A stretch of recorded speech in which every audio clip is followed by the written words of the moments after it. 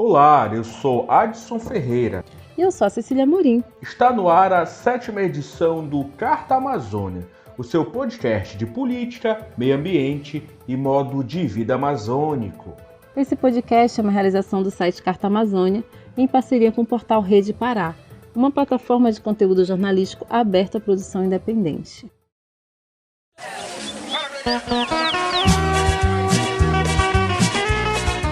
Carta Amazônia, o podcast das multivozes.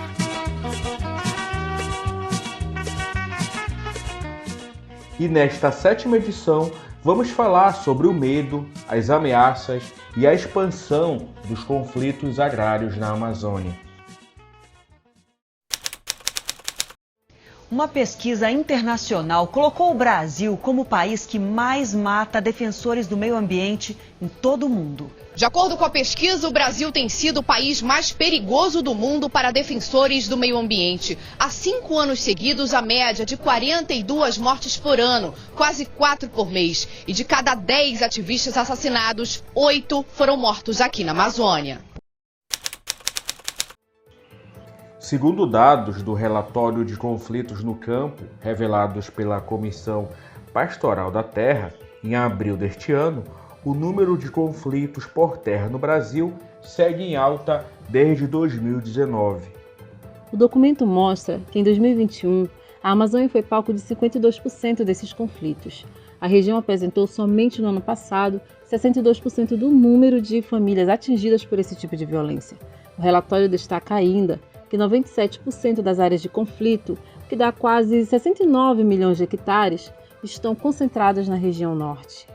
O levantamento também aponta que o número de mortes em conflitos no meio rural no país aumentou mais de 1000% no ano passado, em comparação a 2020.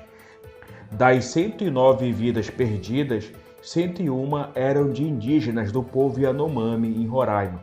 Todas essas mortes têm como causas diretas ou indiretas problemas socioeconômicos provocados pelo garimpo ilegal.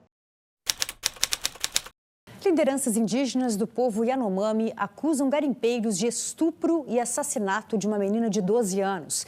Na mesma comunidade, uma criança de 4 anos está desaparecida. É o capítulo mais recente do que parece ser um novo genocídio, como ocorrido em 1993, na mesma terra Yanomami. De acordo com o relatório da CPT, no ano passado, 35 pessoas foram assassinadas em conflitos no campo. A alta é de 75% em comparação com o ano anterior, quando foram registrados 20 homicídios. O maior número de casos foi observado nos estados da Amazônia Legal, que registram 28 crimes dessa natureza, totalizando 80% dos casos. Uma família de ambientalistas foi encontrada morta no sul do Pará. A polícia suspeita que os pais e a filha tenham sido executados. Os corpos foram encontrados no terreno onde viviam, na zona rural de São Félix do Xingu, sul do Pará. E para entender melhor sobre esse assunto, a gente conversa com Gilson Rego, coordenador regional da Comissão Pastoral da Terra no Pará. Olá, Gilson, bem-vindo ao Carta Amazônia. Para começar a entrevista, queria que você explicasse como é que funciona o trabalho da Comissão Pastoral da Terra nos estados da Amazônia. Então, a CPT ela tem uma particularidade muito importante, que é da presença, né? Apesar de não trabalharmos só com católicos, nós somos uma organização ecumênica em todo sentido de trabalho. Então, o grande diferencial é o acompanhamento, é estar presente junto às comunidades, né? Que estão sofrendo, que pedem colaboração da CPT. Então, esse é o nosso principal diferencial.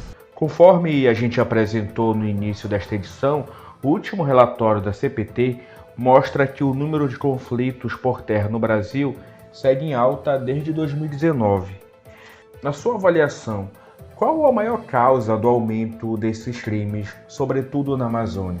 Então, é o avanço do capital mesmo para essas áreas aqui da Amazônia como um todo, né? A Amazônia é um espaço onde é pretendido pelo capital para avançar. Então, esse avanço, né, é que vai aumentando os conflitos. E os governos, eles estão nessa perspectiva de atendimento do interesse do capital. Então, mesmo governos mais de esquerda ou que se dizem de esquerda, a gente já tem percebido que esse avanço ele é crescente. E aí quando você tem um governo como o atual governo, que é publicamente defensor dessas práticas de ilegalidade, inclusive, aí a gente percebe claramente como se desenvolve o aumento desses conflitos. Então, isso se dá exatamente por isso. O capital está atuando para avançar para dentro da Amazônia, porque tem muitas terras para os monocultivos, que ainda tem muitos recursos naturais que são interessantes para o capital, minério, a própria madeira ainda, a grilagem das terras, porque essas terras ainda não foram destinadas para as comunidades tradicionais, populações tradicionais, para os indígenas, para os quilombolas. Então, é por este motivo que a violência acontece, né? O conflito acontece.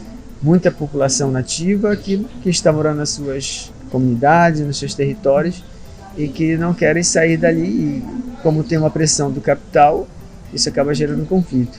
E aí também é importante ressaltar e repetir que o Estado brasileiro ele tem um lado, e o lado não é das populações nativas, o lado não é do meio ambiente, o lado é do capital e das empresas que praticam inclusive muitos crimes aqui na Amazônia. E como você avalia o papel dos órgãos fundiários no Estado nesse cenário de conflito? Então, os órgãos fundiários são partes do Estado, né? São parte executiva do Estado, né? Principalmente INCRA, nos casos do Estado do Pará, o ITERPA, e eles seguem regras e orientações dos seus próprios governos, né? E mesmo que sejam políticas públicas para atender interesse dos povos e dos cidadãos e tal, na medida que eles poderiam ser isso, eles também, por outro lado, são sucateados, eles não lhes é dado condições materiais e de pessoal para atender a demanda das populações. Isso também é uma coisa pensada, ela não é por acaso, né?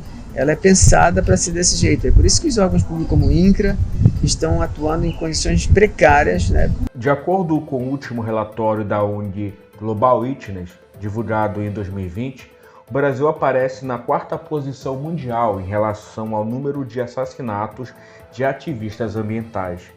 Segundo o documento, de cada 10 ativistas assassinados no país, 8 foram mortos na Amazônia.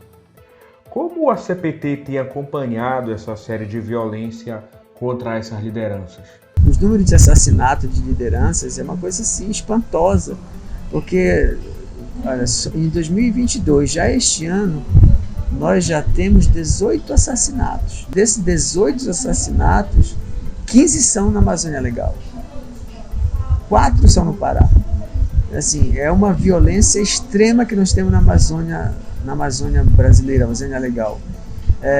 Ano passado mesmo, nós tivemos 35 assassinatos e 29 são na Amazônia Legal.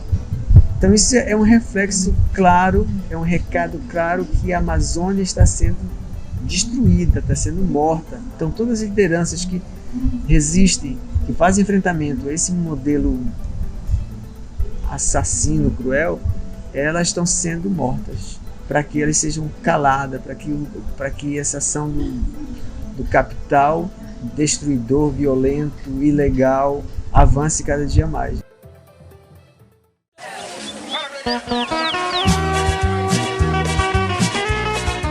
Carta Amazônia, o podcast das multivozes.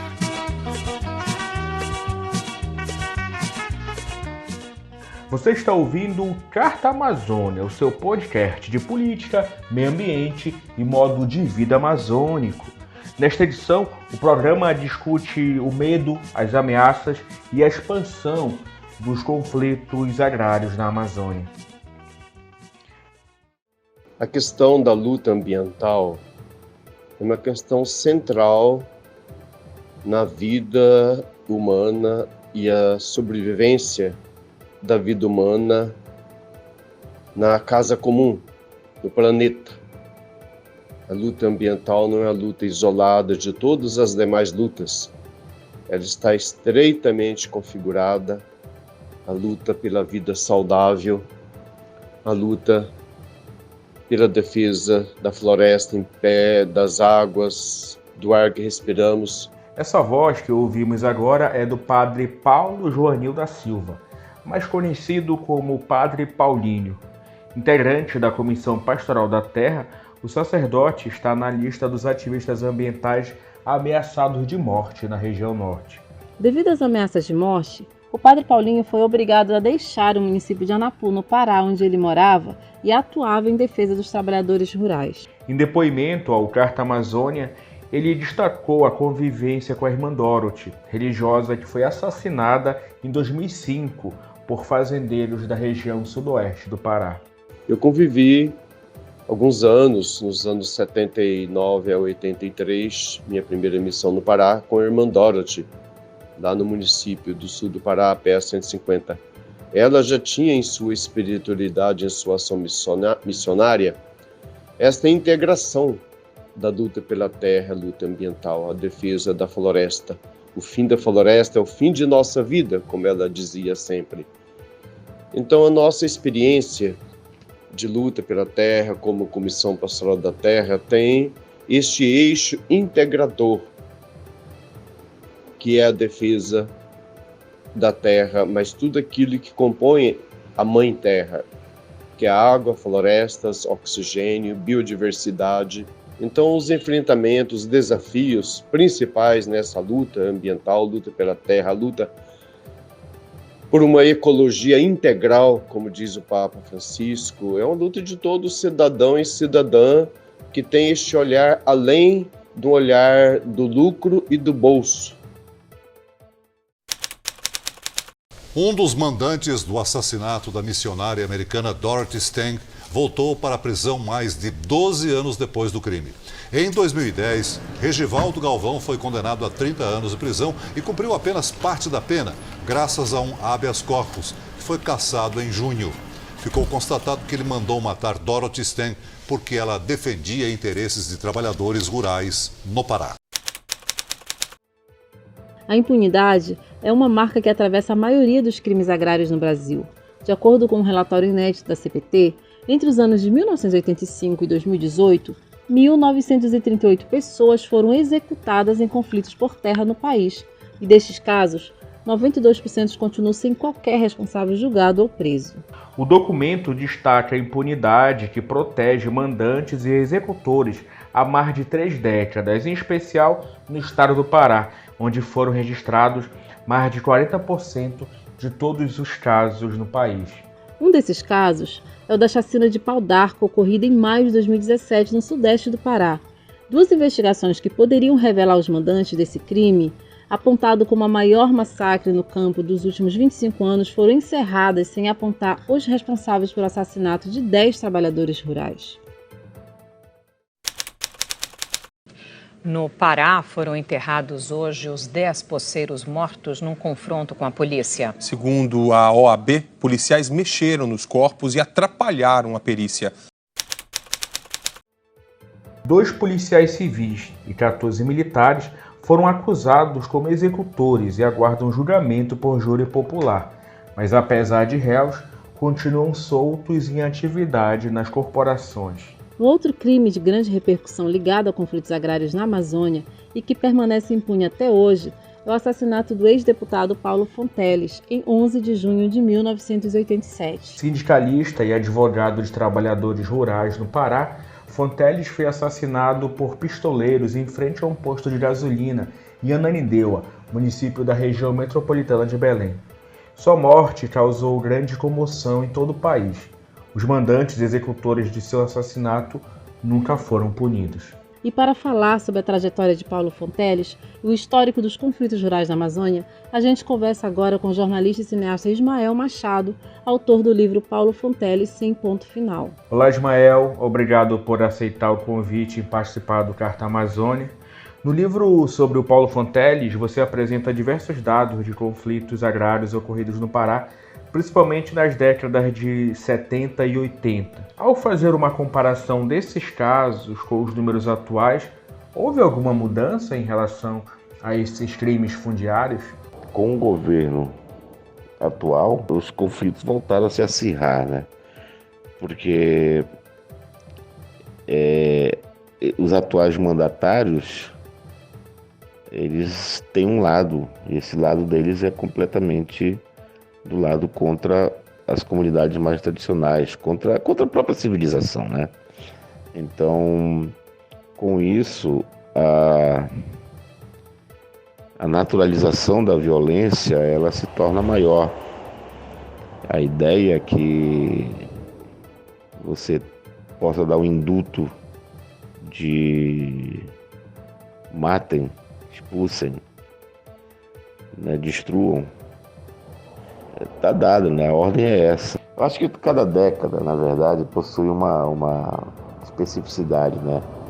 Mas eu acho que os anos 80, que foram aquela coisa mais surgimento da UDR, onde os principais lideranças foram assassinadas, começou a coisa a ser mais seletiva. Eu acho que a gente volta a ficar muito próximo desse estado de coisas, né? Mas ao mesmo tempo também tem umas sutilezas nisso, nessa violência, quando eu falo, por exemplo, que é a questão da mineração, né, que atravessa tudo. Mas a gente está vendo que os índios, os Yanomami estão passando com os garimpos, essa eterna criminalização, né, dos movimentos sociais. Então a gente sabe como é que isso afeta, né? E isso parece que nós estamos andando para trás. Torna muito próximo aquilo que eu falo no livro do Paulo Fonteles, no Paulo Fonteles em Ponto Final, com o que rola hoje, né? Com o que acontece hoje. Eu acho que tem uma similaridade, que é essa violência com apoio do governo. Sempre teve, né? Mas agora é escancarado, né? E a partir de que momento a atuação do Paulo Fonteles pelo direito dos trabalhadores rurais gerou visibilidade nacional para esses crimes ocorridos na Amazônia? Eu acho que o Paulo Fonteles ele tem uma importância, assim como outros nomes. Ele simboliza muito, né, a luta de uma parcela da geração que começou no movimento estudantil e que foi lutando contra a ditadura. Ele representa muito bem isso, né? Eu acho, sem querer canonizar, sem querer torná-lo mártir, mas ele é uma pessoa que é emblemática, né? Dentro dessa coisa da organização dos trabalhadores rurais, da organização sindical. Ele teve um papel muito importante para dar uma visibilidade a uma luta camponesa que era ali, né, nos rincões paraenses, uma coisa que ainda tinha a influência, né, e o peso da guerrilha do Araguaia. Então o Paulo Fonteles ele é uma dessas pessoas que pega isso e mostra, né, o iceberg quase que completo, não apenas a ponta dele, né? Nesse ponto ele tem uma trajetória que é riquíssima, né? Ao avaliar o cenário de conflitos agrários na região, que foram intensificados no atual governo, segundo o próprio relatório da CPT, quais as principais diferenças e semelhanças entre os crimes de hoje e os ocorridos nas décadas passadas? Esses conflitos ele têm diversos tipos de violência. Eu acho que nós temos uma coisa que é assim, nós temos uma herança da ditadura militar, que é a maneira do modelo de ocupação econômica, territorial, social, espacial da Amazônia. A gente tem uma empresa como a Vale, por exemplo, que manda não só na Amazônia, não, no Pará, mas ela manda no Brasil inteiro. Então, quando você tem, por exemplo, uma companhia mineradora que naquele semestre de 2021, no primeiro semestre de 2021, quando nós estávamos no auge da pandemia, ela lucrou 3 vezes mais do que o orçamento do estado do Pará para o ano inteiro. Então a gente vê que existem distorções muito complicadas na Amazônia. O modelo econômico da região, ele é um modelo econômico que eu acho completamente arcaico, né? Arcaico no sentido de a gente não olhar para o futuro. Ao longo da sua carreira, você cobriu muitas pautas relacionadas a conflitos agrários, crimes ambientais e testemunhou iniciativas de resistência dos povos tradicionais na Amazônia. Parafraseando Caetano Veloso, você concorda que o Império da Lei nunca chegou ao coração do Pará? Eu acho que a gente tem um modelo em que a grana, a força da grana, que o Caetano dizia, parafraseando Caetano, que ergue e destrói coisas belas, na Amazônia, basicamente, ela destrói coisas belas, né? A força da grana que destrói coisas belas. A gente tem cada vez menos a força do Estado, né? Nós temos esse desgoverno que está aí, que ele age contra os interesses do país. Isso se reflete na boiada passando, né, por tudo quanto é lado. E nessa boiada passando por tudo quanto é lado, a Amazônia é o foco principal dessa boiada que tem que passar, né? De garimpos em lugares onde não deveria ter garimpos, de mineração onde não deveria ter mineração, de hidrelétricas onde não deveria ter hidrelétricas, enfim, por aí vai.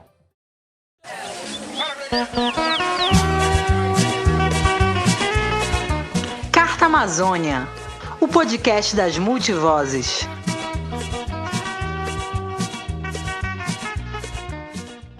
E o 7º episódio do Carta Amazônia fica por aqui. Esta edição usou áudios da TV Record, SBT, TV Globo e TV Cultura. Acompanhe o Carta Amazônia nas redes sociais. Estamos no Instagram e Twitter no perfil @CartaAmazônia. Curta, compartilhe, comente, sugira. Queremos ouvir o seu feedback.